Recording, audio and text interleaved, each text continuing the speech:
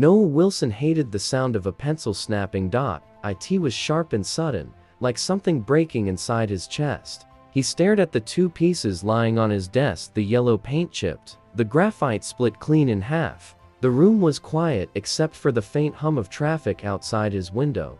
Noah didn't move.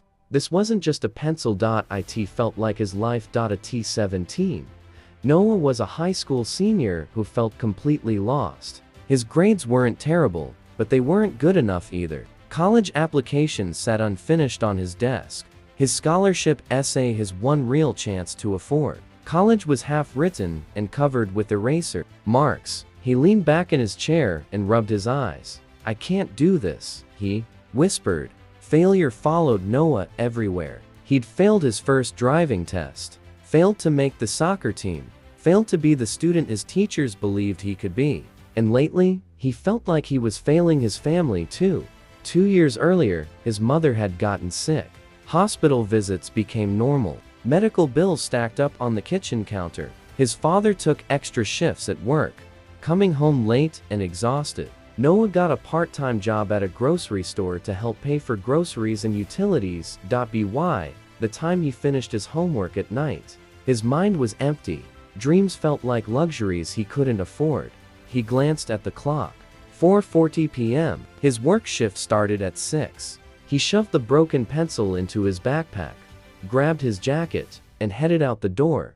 The grocery store was bright and noisy, filled with the sound of carts rattling and scanners beeping. Noah tied on his apron and took his place at register 3. "Next customer, please," he said automatically. For hours, he scanned items and smiled politely. Bread, milk, cereal. Life passed by in paper bags. Near the end of his shift, an older man stepped up to his register. He wore worn-out boots and a faded denim jacket. He placed only a few items on the counter: bread, milk, and a small pack of pencils.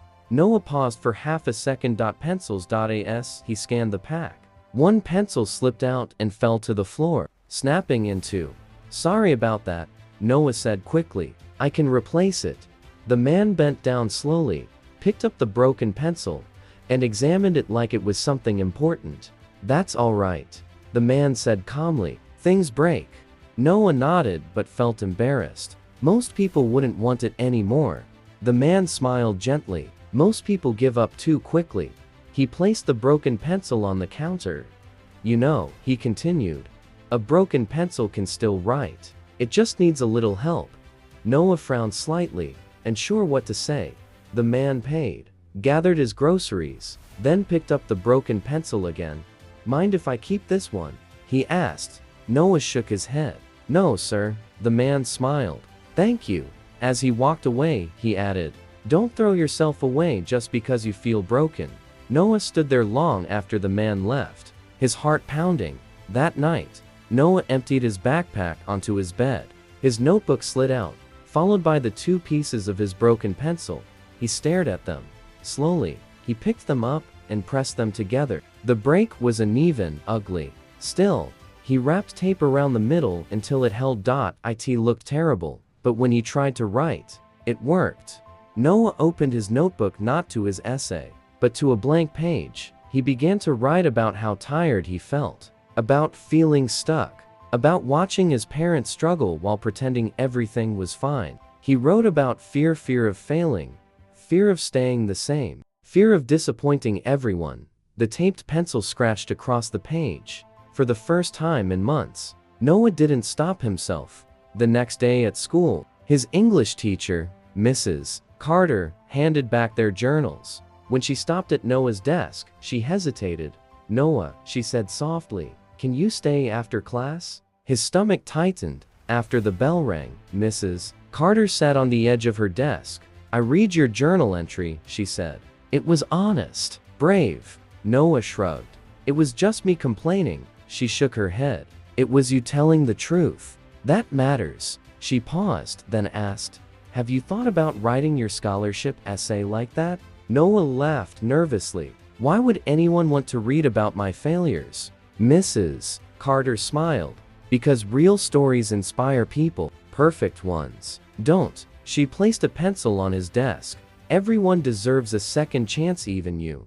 That night, Noah rewrote his essay from the beginning. He didn't try to sound smart or impressive. He wrote about responsibility, about helping his family, about learning that failure didn't mean the end, it meant learning. Right after night, he used the taped pencil. It broke again and again. Each time, Noah taped it back together. Each time, he kept writing. Spring arrived quietly. One afternoon, Noah came home to find his parents sitting at the kitchen table, an envelope between them.